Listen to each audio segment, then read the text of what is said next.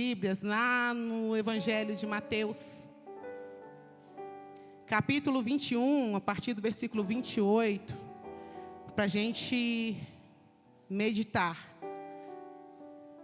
nos componentes da família.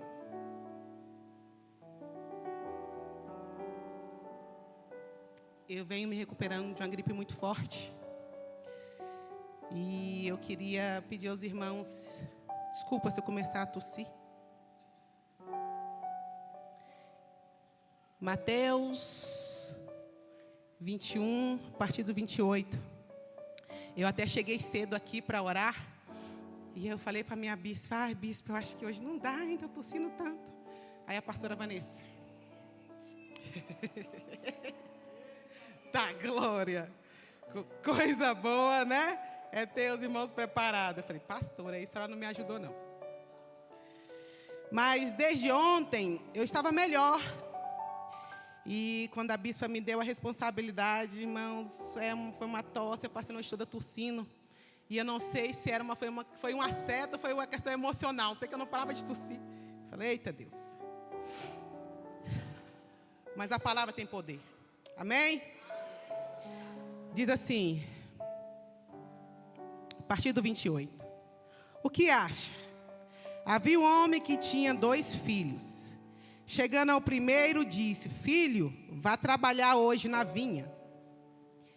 E este respondeu, não quero. Depois mudou de ideia e foi.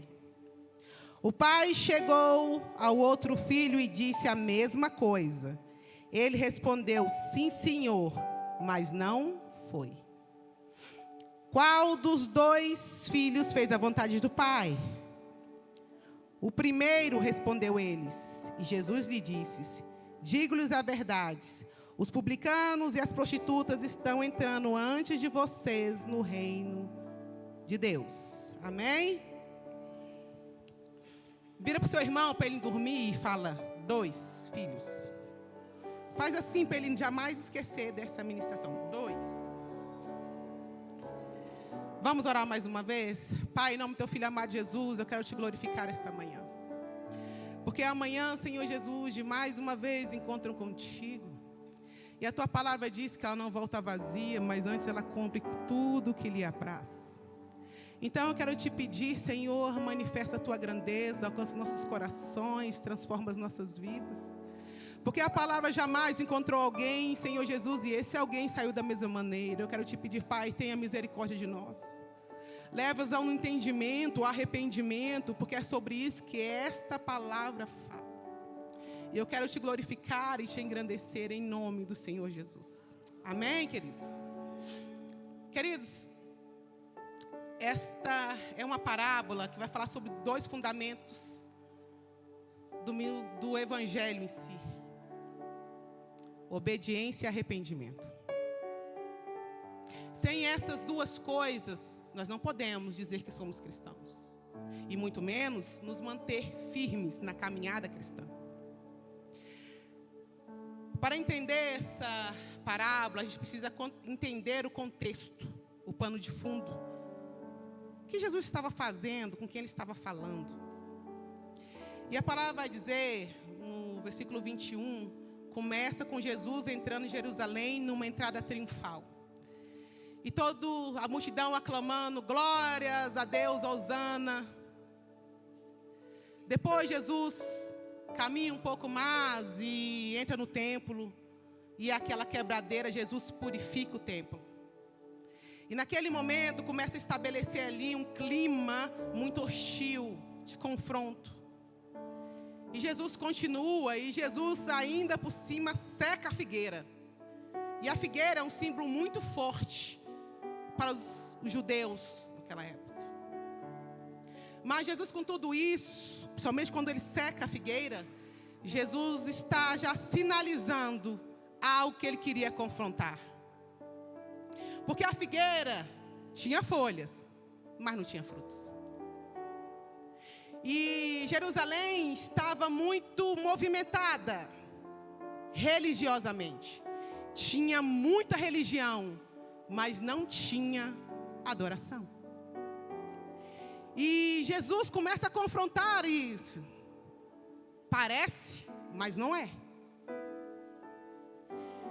E ali começa-se, nesse clima de confronto, eles começam a procurar uma forma de pegar Jesus. E eles fazem perguntas para Jesus de tudo quanto é tipo. E Jesus, muito sábio, vai respondendo a cada uma delas. Até que chega este momento aqui, onde, depois de ser questionado, Jesus fala: o que vos parece? Um homem tinha 2 filhos. E ele conta a história. Ele diz que um belo dia esse pai chama esses 2 filhos e diz assim para ele: filho, vai trabalhar hoje na vinha. O filho fala: eu não quero. Mas a Bíblia diz que depois ele muda de ideia e vai.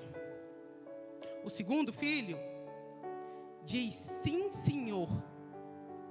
Mas a Bíblia diz que ele não vai.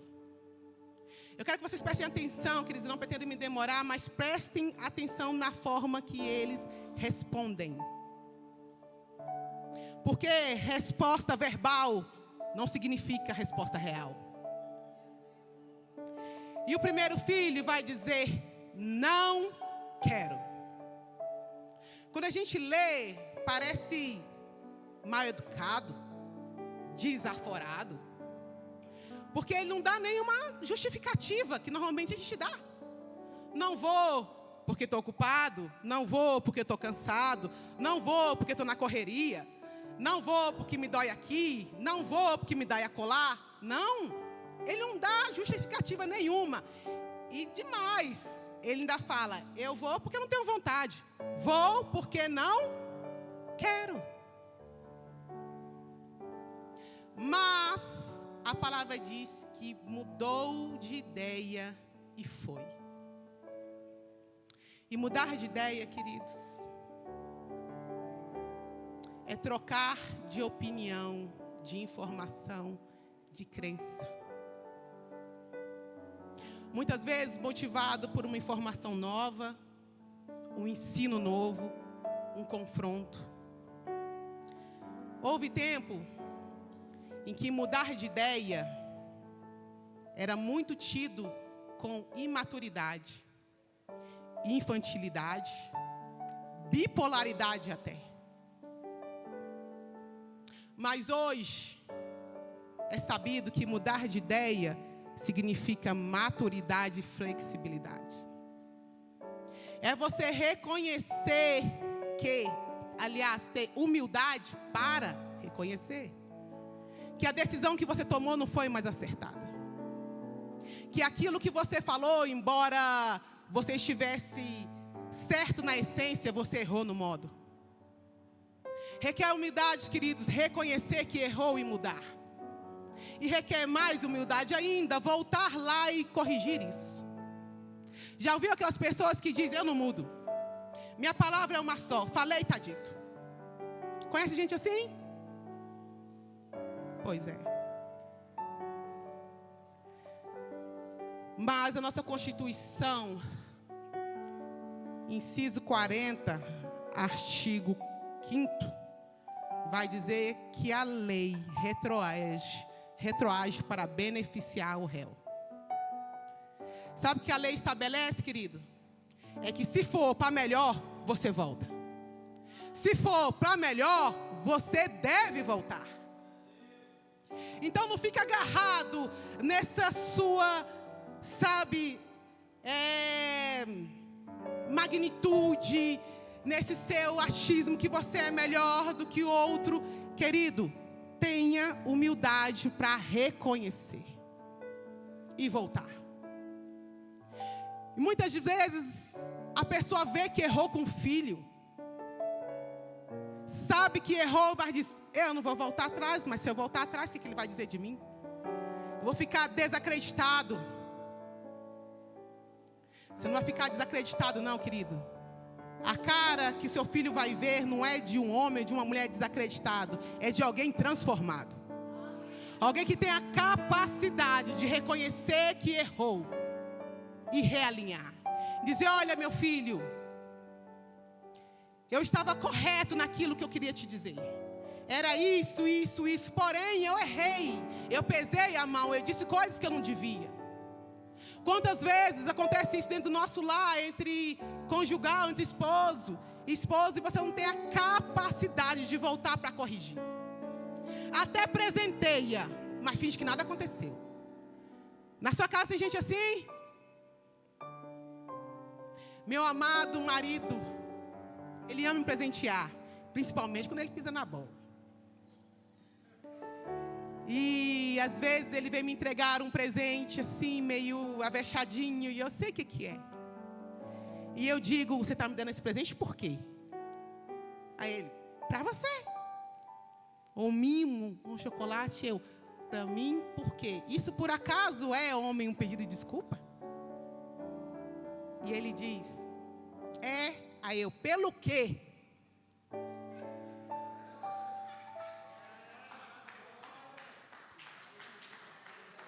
Parece, queridos, que eu estou sendo má, mas sabe o que acontece?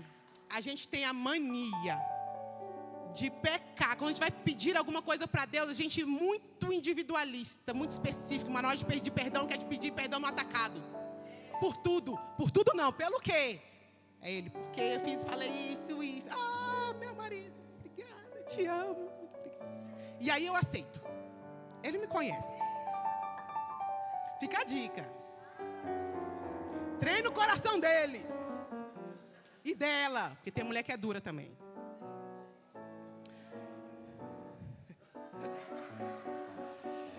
Mas, queridos, essa é uma verdade.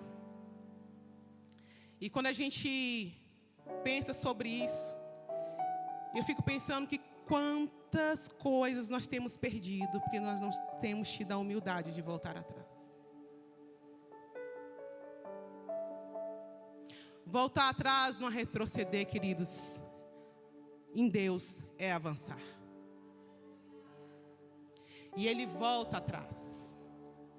A versão King James vai dizer que ele se arrepende e vai. E se arrepender vem de arremeter, ou seja, mudar bruscamente. Ah, queridos. Esses significam aqueles que muitas vezes nós recebemos aqui, muitas vezes em gabinetes, pastores. E a gente está aconselhando, e ele está revirando os olhos, respirando fundo, bufando, falta quase rosnar. Quando sai, bate a porta, desce essas escadas e diz, muito obrigada pelas palavras, mas eu sei o que eu faço da minha vida. Mas depois, ele se arrepende. Às vezes voltam para nos pedir desculpa, às vezes não, e a gente não faz questão disso, porque o maior pedido de desculpa é a mudança de atitude. E a gente vê as pessoas mudando. E isso basta para nós. Bufou, rosnou, brigou, mas obedeceu. E esses são os que os pais gostam. E esses são aqueles que alegram o coração da gente. Então, queridos, guardem no seu coração.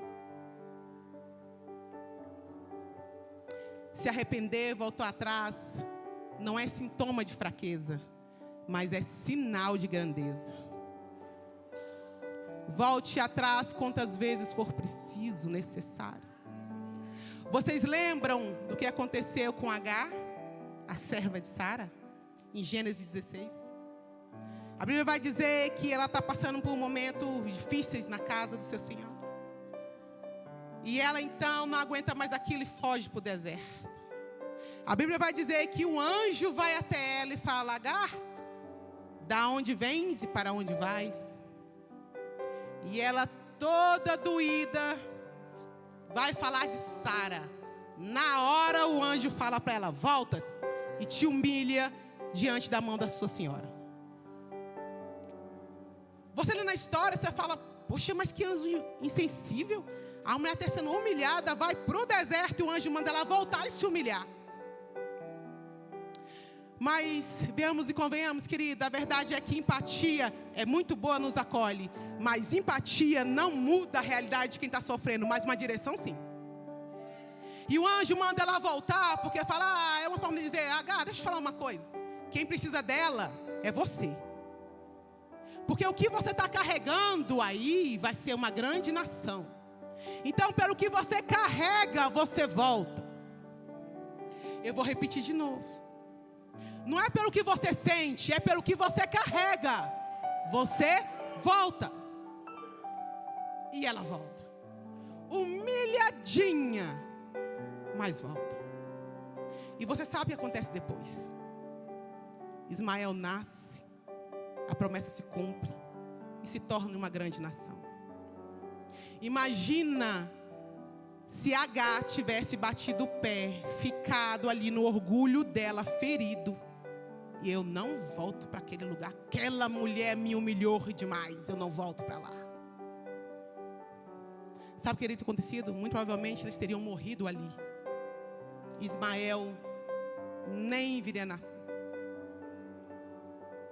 Sobre humilhação, queridos, no ano de 2014, 2013, eu aprendi uma das lições mais maravilhosas da minha vida.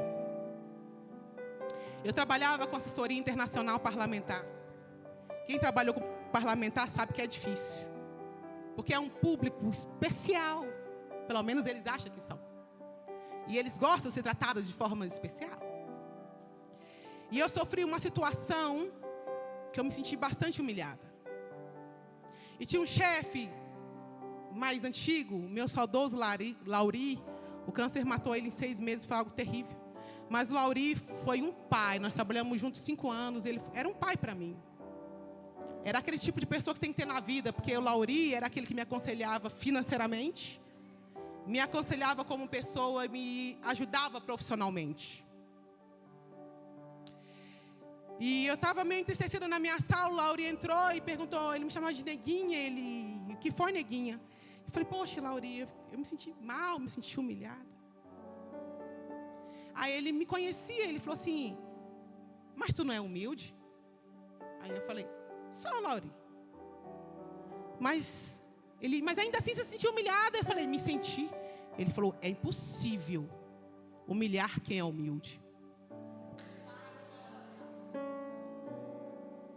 Eu estava com as lágrimas descendo, na mesma hora voltou-se. Eu olhei para o Lauri. Ele falou, pega essa situação que você viveu para tratar o teu caráter.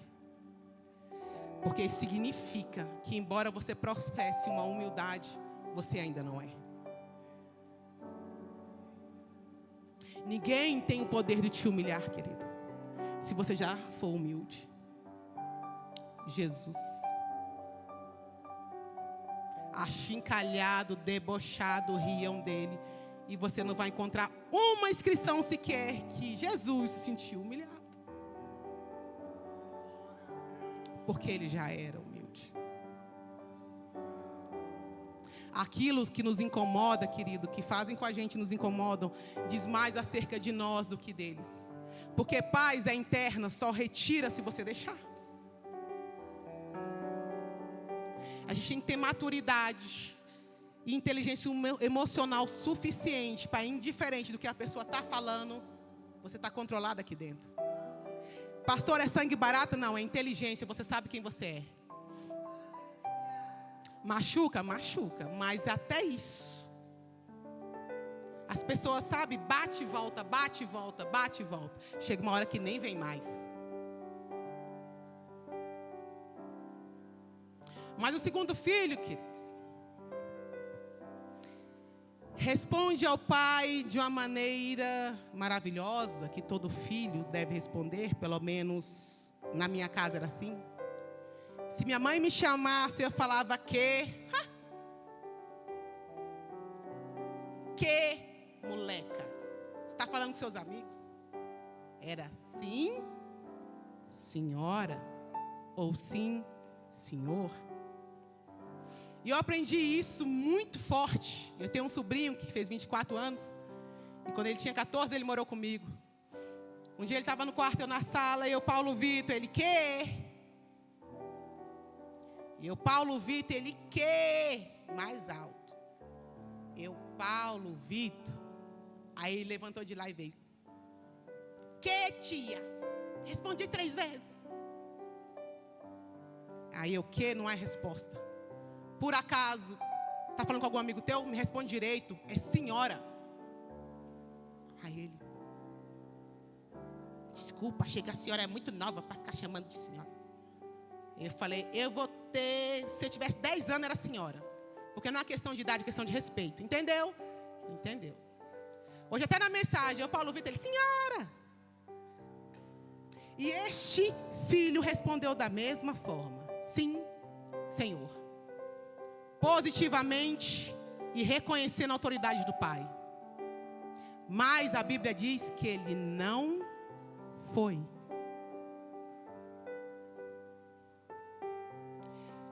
E quantos de nós, queridos, temos sido esse segundo filho?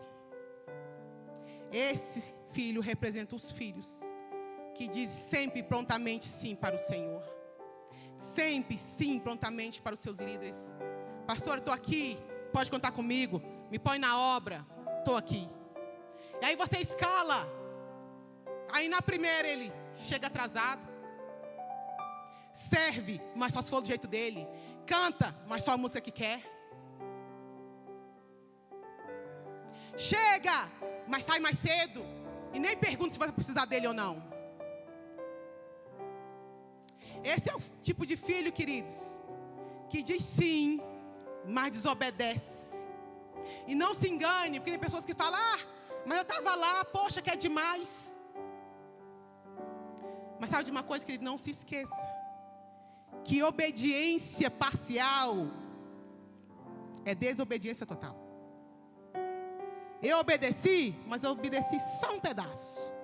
Você não obedeceu, você desobedeceu. E Deus nos livre, querido, de ser esse tipo de filho que diz sim, sim, sim o tempo todo, mas não faz nada, não obedece, não cumpre, não tem palavra. Esses são aqueles que nos desafios de oferta aqui são os primeiros a ficar de pé, mas nunca entregam. Vocês sabiam disso? Pois eu vou contar para vocês. Muitas vezes, nossos desafios de oferta aqui na igreja que o bispo faz, eu preciso de 20 pessoas, levanta às vezes 25. Quando a pastora vai no caixa, tem 15, tem 10. Aí fala: nossa, cadê aquele tanto dinheiro que levantou? Oh, querido, eu conto, você conta. E sabe, nós temos orado, queridos, por filhos obedientes neste lugar. Então, se você vê seu irmão sumindo, você pode saber que foi a resposta de oração. Porque nós não temos orados por uma igreja grande, mas por uma grande igreja. E uma grande igreja não é marcada só por multidão, embora Deus já tenha nos entregue uma multidão, mas principalmente pessoas de caráter, pessoas obedientes, que choram, que esperneiam, mas reconhece o Deus que serve e a palavra que sai desse altar. É esse tipo de gente que a gente tem orado. E se você não é, eu lamento, eu queria me despedir de você hoje, porque você não vai ficar. Ou você se arrepende, ou você se arremete o seu comportamento. Eu ia para lá, mas agora eu vou para cá. Por quê? Eu sempre criei assim. Minha mãe me ensinou assim, eu aprendi assim nos livros. Mas a palavra nos traz uma nova realidade. Ou você se adapta à palavra, ou você não fica aqui em igreja nenhuma que prega a palavra do Senhor. Porque nós não estamos aqui para amaciar o teu ego, para dizer aquilo que você quer ouvir. Não estamos, queridos. Muitas vezes as pessoas falam: ai, que dureza, ai meu Deus, foi muito duro comigo. Deixa eu te falar uma coisa: você não passaria 5 minutos com Jesus. 5. Com João Batista, ai, coitado, ele chamava de víbora. Meu pastor foi muito duro. Bispa é dura, mas meiga. Ao mesmo tempo, nossa, que dura ela foi. Não se esqueça de Agar, humilhada lá no deserto. Não era no palácio, era no deserto. E o anjo: volta e te humilha.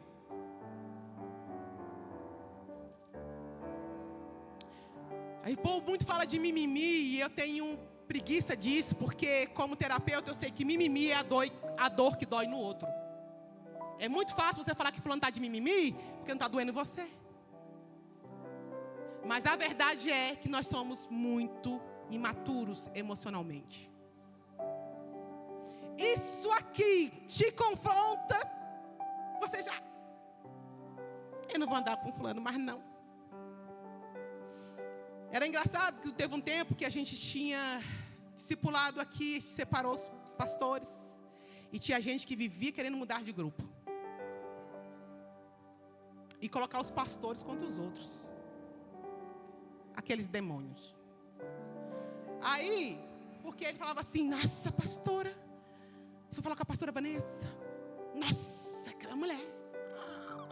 Me deu uma que eu fiquei tonta. É mesmo. Aí eu queria vir pra cá. Eu queria se ver pro lugar errado. E pau nela também. Aí ela ficava assim, ela corria pra outra. Ou pra pastora Bianca, pau. Chegava na pastora Lília, toda meiga, sentada na mesa. A pastora Lília, cacete nela. Sabe por quê, queridos? Porque embora sejamos pastores com diferentes perfis, nós servimos ao mesmo Deus, a mesma palavra. Não corre não, que o pau que tomar aqui, tu vai tomar lá. É igualinho. Vai tomar mais, exatamente. Saia daqui e ia para ali, saia daqui e ia para ali. Pau, pau, pau. As de duas, uma. Ou a pessoa se quebrantava, se convertia, ou ela saía.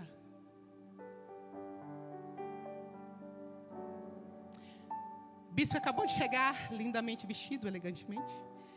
Tem uma frase que eu gosto muito que diz que... E todo mundo olhou. Que é melhor contrariado do que enganado. Então você que chegou nessa igreja, agora, saiba disso. Não tenta jogar um contra o outro, não. Não corre para um lado ou para o outro, não. Porque quando você sai, ou muitas vezes você sai, quando não liga na sua frente, fala, fulano, estou com fulano aqui, ó.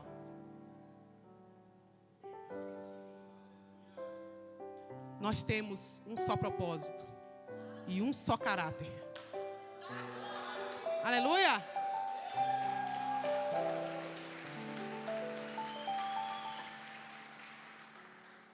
Perfis diferentes, mas o mesmo Espírito. Unidos, oramos juntos, estudamos juntos. Então saiba, não tem melhor. Às vezes tem questão de afinidade, nós respeitamos isso. Mas jamais pense que você vai encontrar conforto quando você precisa encontrar confronto. Somos empáticos? Somos. Abraçamos? Abraçamos. Mas se tiver, querido, de lhe mostrar o cajado, é certo que faremos. Porque no grande dia, o Senhor não irá perguntar quantas pessoas você acolheu. Cadê as almas acolhidas? Ele vai perguntar, cadê as almas que eu te dei? E se depender de nós, nós estaremos com todas elas. E aquela que eu não tiver, eu vou falar, ó Jesus, você ouviu que eu tentei? Corri atrás, foi pau atrás de pau, foi livro aqui, foi oração ali, foi jejum, foi choro, mas não quis vir.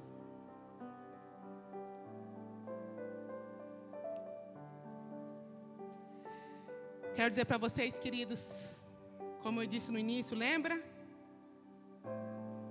2 tipos de filhos. Não existe o terceiro.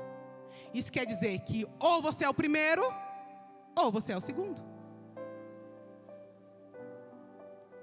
E é Jesus que diz isso. E mais, Jesus diz assim, as prostitutas, os cobradores de impostos, entrarão primeiro no reino dos céus do que vocês.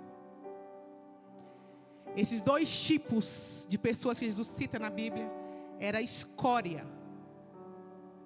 Considerados os piores tipos naquela época. E é esses que Jesus vai falar que vai entrar primeiro do que nós. Sabe por quê, queridos? Porque eles estão no pecado. Aliás, todos nós estamos.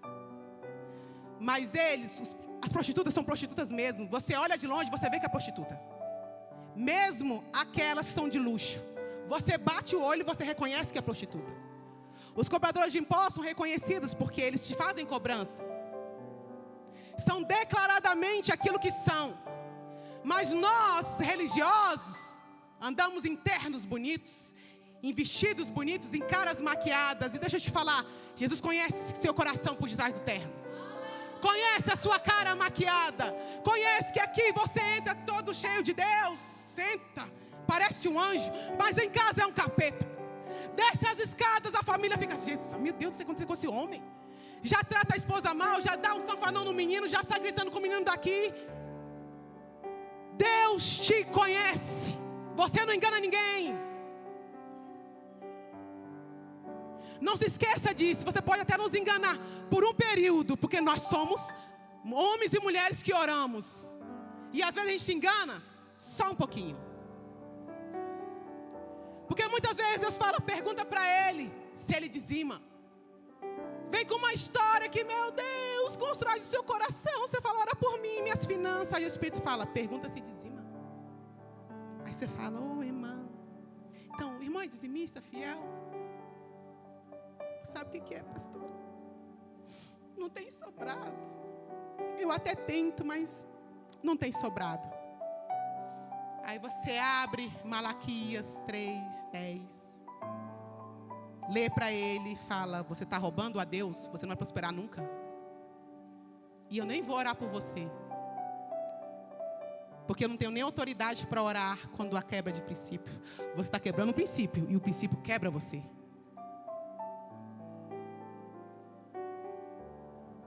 E muitas vezes, querido, nós nos colocamos nesse lugar, muitas vezes de vítima.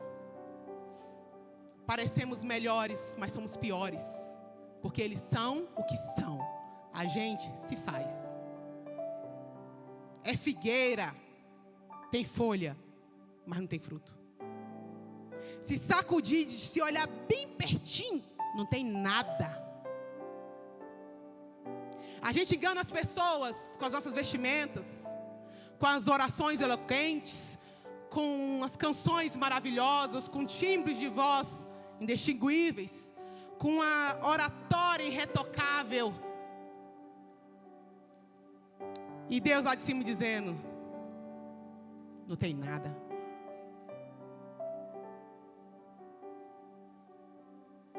Dois tipos de filhos, querida. Sabe o que eu mais amo em Jesus? Que todas as vezes que Jesus vem com a palavra dura para nós, Ele sempre nos dá uma oportunidade de se corrigir e se arrepender. Só existe dois tipos de filhos: o obediente e o desobediente. Mas sabe qual é a graça? É que o desobediente pode mudar de lado. E eu quero convidar você nesta manhã a mudar de lado se for preciso. Não tem, queridos, outro lado para estar. E Deus não reconhece outro filho.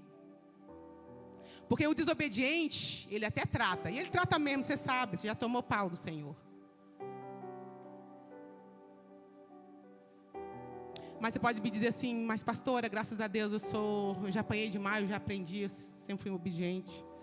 Então ore para que você permaneça assim, porque a palavra diz que aquele que está em pé, cuide para não cair. Fique de pé, filhos, nesta manhã, por favor.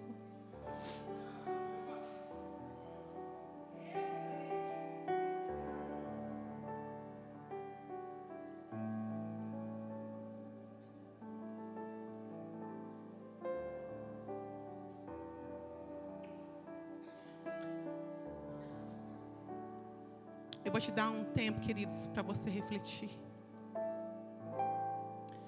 Para você pensar que tipo de filho você tem sido. Que tipo de pai você tem sido. Que tipo de marido você tem sido. que tipo de gente você tem sido. Porque tem gente que é muito espiritual aqui. É PhD em Bíblia, mas é analfabeto em pessoas. Você chega no trabalho das pessoas, as pessoas, fulano é crente, nem sabia. Hoje trabalho na Secretaria de Esporte, na área de prestação de contas e auditoria. E tem muitos cristãos lá. E às vezes, as poucas vezes que eu desci para o refeitório, às vezes sai uma conversa lá e o povo fala assim, você viu fulano? Pastor do capeta. Você viu o irmão? Meu Deus do céu, para ser crente daquele jeito eu não quero ser. E o meu coração vai se entristecendo. Eu falo, Senhor, outrora, se a gente dissesse que era crente, a gente comprava sem dinheiro. Vocês lembram dessa época? Falava que era crente, que te contratava na hora.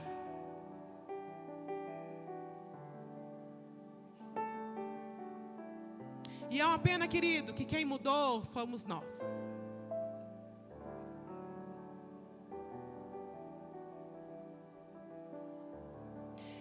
E hoje é o contrário. Fala que é crente, faz negócio com crente não.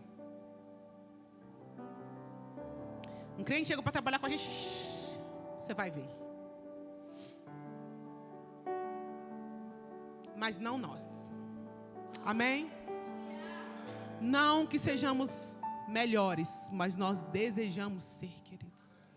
Estamos em transformações diárias, a gente erra, a gente faz as contas erradas, a gente se empolga e dá uma palavra, fala, eu vou fazer, daqui a pouco você viu, fez as contas, viu que não vai dar, volta lá e diz, sabe, meu irmão, aquela conta que eu fiz com você não vai dar não vai dar para pagar 10 de 600, pode ser 10 de 60, pode ser, aliás, 100 de 60, mas honra a tua dívida.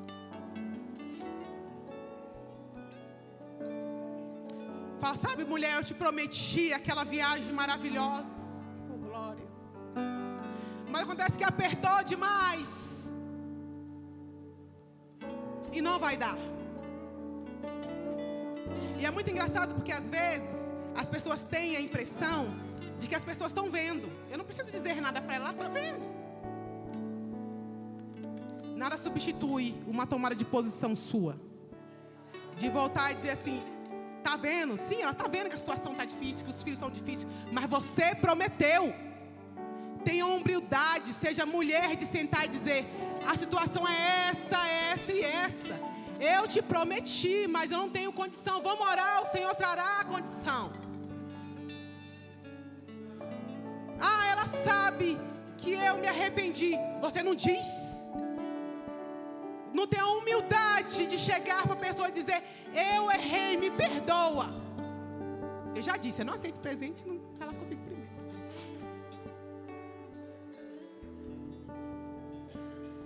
Deixa de ser cara de pau. Chega na presença do Senhor e diz, Senhor, perdoa os meus pecados. Quais pecados nós estamos falando agora? Quais pecados? Você está me pedindo perdão agora?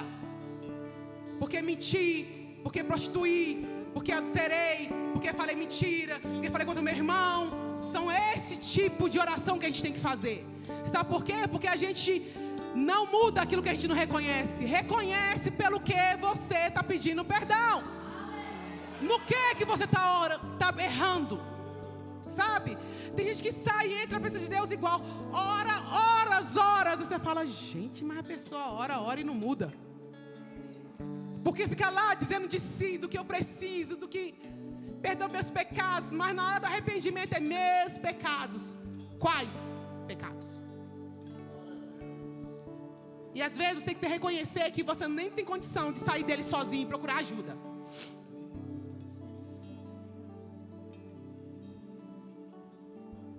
Vamos orar, filhos. Porque tem graça nessa manhã. Embora você tenha se reconhecido talvez do outro lado, como eu disse, se você se arrepender, você pode se tornar um filho que o Pai ama. que faz a vontade dele e cumpre o propósito. Amém? Pai, em nome do teu Filho amado Jesus, nessa manhã nós queremos te glorificar. Pai, porque essa manhã de encontro dos filhos com o Pai. E nós reconhecemos, Pai, que muitas vezes nós temos sido filhos desobedientes, Pai. Filhos vazios que proclamam a tua palavra, mas as nossas atitudes não demonstram aquilo que tu és. Pai, nos perdoa, Senhor, porque muitas vezes nós só temos folhas, mas não temos frutos nenhum. Mas nós queremos, Senhor Jesus, não ser como aquela figueira, Pai, que frustrou o teu coração. Mas nós queremos ser árvores frutíferas. Queremos ser referência para aqueles, Senhor Jesus, que nos olham. E podemos servir de alimento para aqueles que têm fome. Pai, em nome do teu Filho amado Jesus, abre os nossos olhos, os nossos corações. Nos arrependemos pelos nossos pecados, pelos nossos erros. E Pai, queremos te pedir, nos ajuda a ser melhores. Muito movimento, Senhor, mas estamos ocos. Ah, Senhor, tem misericórdia de nós. Levanta uma igreja grande, repleta de pessoas que adoram o Senhor em espírito e em verdade. E que dão exemplo da tua palavra que professam em nome do Senhor Jesus.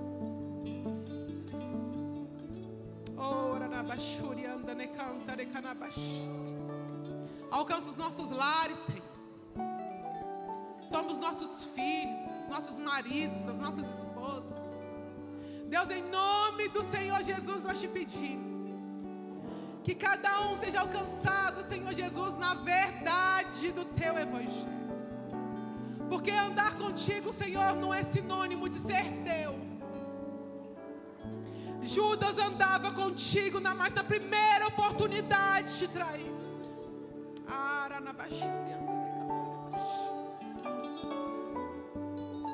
A tua presença precisa transformar as nossas vidas e os nossos caráteres. E é sobre isso, Senhor. O teu convite é para sermos perfectíveis.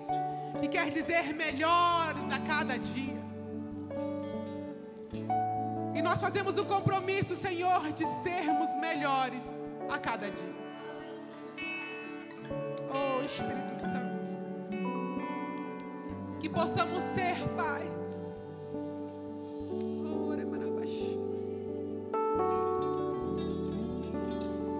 referências para o Senhor como Jó foi. Ver o meu servo